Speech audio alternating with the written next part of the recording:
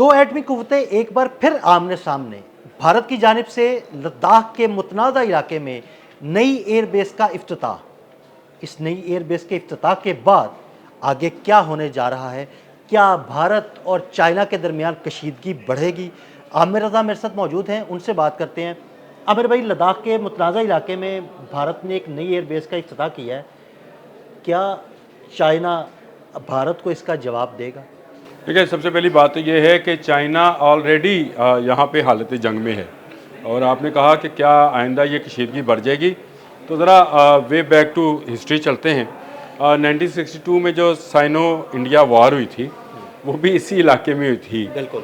ये स्काई चीन का इलाका है जी, सियाचिन के साथ। सियाचिन आप सब लोग समझते हैं, उसके साथ का इलाका है जिसको स्काई चीन कहते हैं, यानी चीन के ऊपर की स्काई चीन, इसके नाम से ही समझें कि ये क्या इलाका है। ये तारीखी तौर पर जो है चीन का हिस्सा है, यानी चीन का जो सूबा है सिंकियांग, उसके साथ ये मिलता है। एक तरफ इसको लद्दाख लगता है, एक तरफ इसको तिब्बत लगता है इस इलाके को, और एक तरफ जो है हमारा गिलगित बल्तिस्तान। देखें कैसा सेंटर है ये, यानी आज़ाद कश्मीर के इलाकों में ये शुमार होता है। और यहाँ की, जैसे हम पाकिस्तान और भारत में कश्मीर के मुकाम पर हम कहते हैं लाइन ऑफ कंट्रोल है, यहाँ पे LAC है। और ये LAC जो है, ये लाइन ऑफ एक्चुअल कंट्रोल जो थी, इस पे अगर 1899 पे जाएं तो एक अंग्रेज़ दौर में, उस वक्त तो खैर ना भारत था ना पाकिस्तान था, लेकिन चीन तो मौजूद था। और भारत, अंग्रेज़ और चाइनीज़ के मबैन जो है बातचीत होती है। और मैकडोनल्ड नहीं, काफ नहीं, गाफ है, मैकडोनल्ड कमीशन बनता है। और मैकडोनल्ड कमीशन इस इलाके को सिंकियांग का हिस्सा करार देता है। अब भारत का दावा क्या है? भारत जब आज़ादी हासिल करता है, जिस तरह उसने कश्मीर पे कब्ज़ा किया, उसी तरह इस इलाके में, जो कि एक बियाबान पहाड़ों के अंदर मौजूद था, उसने इस इलाके पर भी कब्ज़ा कर लिया कश्मीर के इलाकों की तरह से।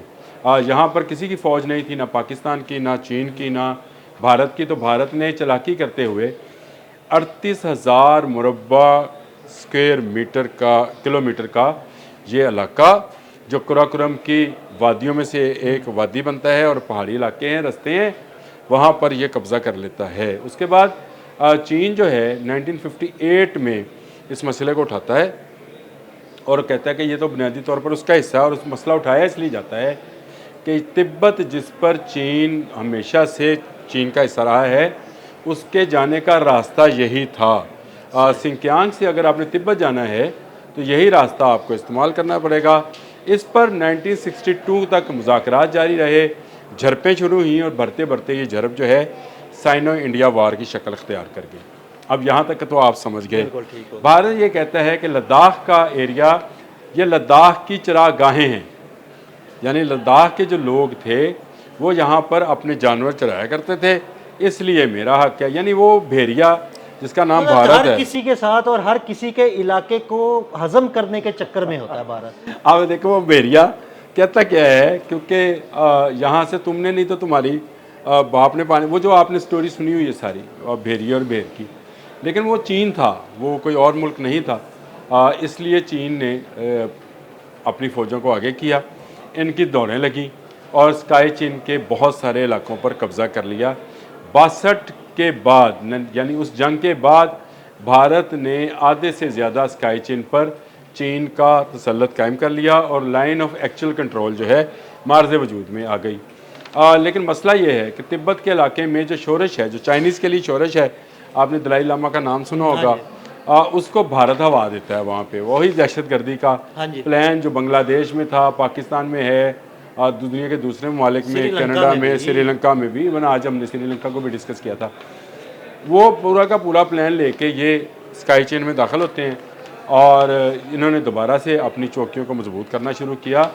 तो चाइनीज़ ने, ये 2020 की बात बता रहा हूँ, 2020 में चाइनीज़ ने एक मरतबा फिर, और आपको याद होगा चाइनीज़ ने इनको 2020 में फेंटी भी लगाई थी, ये बात आगे याद, बिल्कुल बिल्कुल, कि पहाड़ों से उतरते हुए हमने चाइनीज़ फौजी देखे थे और इनके फौजी भागते हुए देखे थे, और कई फौजियों को पकड़ के उन्होंने फेंटी भी लगाई थी। और पिंगयांग TSI एक झील है, उस झील के किनारे इनको जब मार पड़ी थी उसकी फुटेज भी बनाई गई थी। वो ये वही झील है जिसके बारे में 3 इडियट्स फिल्म भी बनी हुई है। हाँ, ये इसी झील की बनी हुई है। इसी झील के किनारे 3 इडियट्स के हाँ, वो शॉट्स लिए हुए, शॉट्स से लिए पिक्चराइज हुए हैं। और इस पर उनका कब्जा हो गया, यानी ना सिर्फ इस पर हो गया, गलवान का एरिया जो है उस पर भी उनका इस वक्त कब्जा है। फिर हॉट स्प्रिंग एक एरिया है, ये भी भारत के तसल्लुत में था, लाइन ऑफ एक्चुअल कंट्रोल जिसका मैंने जिक्र किया।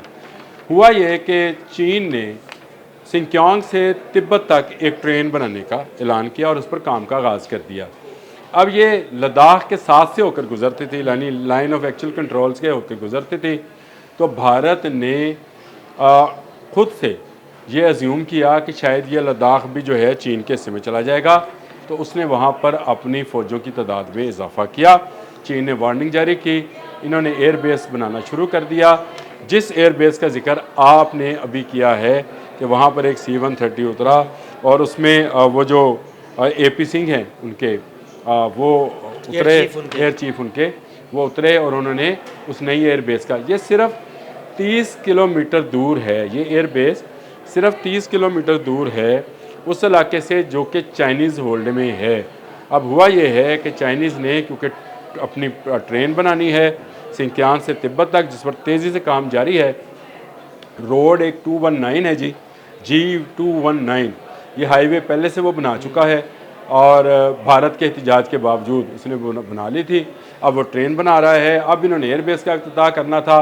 जब इन्होंने एयरबेस पे काम शुरू किया तो चाइनीज़ ने अपने इलाकों में अपनी एयरफोर्स को जो है वो ज़्यादा से ज़्यादा सहूलियत दी। मैंने और आपने एक हमने किया था कि चाइनीज़ J-35 और J-10C इकट्ठे उड़ते देखे गए हैं। जी बिल्कुल, ये सिंक्यांग का इलाका था, बिल्कुल। ये उसके मुतसल इलाका है जहाँ पर इस एयरबेस को लेकर चाइनीज़ ज़्यादा मुतहरक हो गए हैं। उन्होंने अपनी चौकियों को ना सिर्फ बढ़ाया है बल्कि उसमें उन्होंने गोला बारूद भरना शुरू कर दिया। तो जो आपने शुरू में बात की थी कि 2 एटमी कुव्वतें आमने सामने हैं, एक तो एटमी कुव्वत है चीन, वो सही मायनों में एटमी कुव्वत भी है और इसमें इस वक्त वो फौजी लिहाज से अगर देखा जाए तो वर्ल्ड की फर्स्ट कुव्वत भी है, यानी इस वक्त पहली कुव्वत अगर दुनिया की देखी जाए दुनियावी तौर पर तो चीन है। अमेरिका को वो काट कर कहीं का कहीं गए, रशिया को काट गए, वो ज़मीन से हला में ले गए हैं जंग।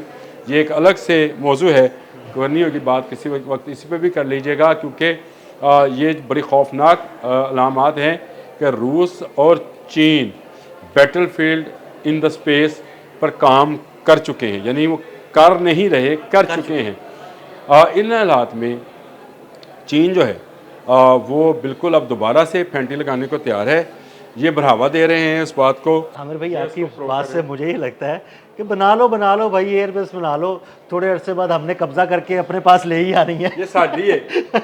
ये देखिए चीन पहले ही कहता है लद्दाख का एरिया जो है, मुझे लगता है कि ऐसी सूरत नहीं, ये बिल्कुल आप सही कह रहे हैं। मुझे आप बताएं, लाइन ऑफ कंट्रोल पे अब भारत अक्सर बात करते हैं, LAC पे की बात क्यों नहीं करते? बिल्कुल। और ये बहुत सारे तजियाकार जो भारतीय तजियाकार हैं वो भी ये बात कह रहे हैं कि चीन उसको 1899 वाला जो मुआहदा है, जो मैकडोनल्ड वाला है, उसके तहत ये इलाके, ये वादियाँ जो हैं, ये चीन को देकर गया है अंग्रेज़, इनके हवाले करके गया है। हमारे लिए इसकी इम्पोर्टेंस क्या है, ये भी आपका सवाल बनता है कि हमारे लिए क्यों है। देखिए, ये गिलगित बल्तिस्तान के साथ लगता है और मकबूजा कश्मीर जो भारत का है उसके साथ का एरिया है और कश्मीर का ही इलाका है, ये कोई अलग से इलाका नहीं है। और इस पर चीन का आना ऐसे ही है जैसे पाकिस्तान का उस इलाके में जाना।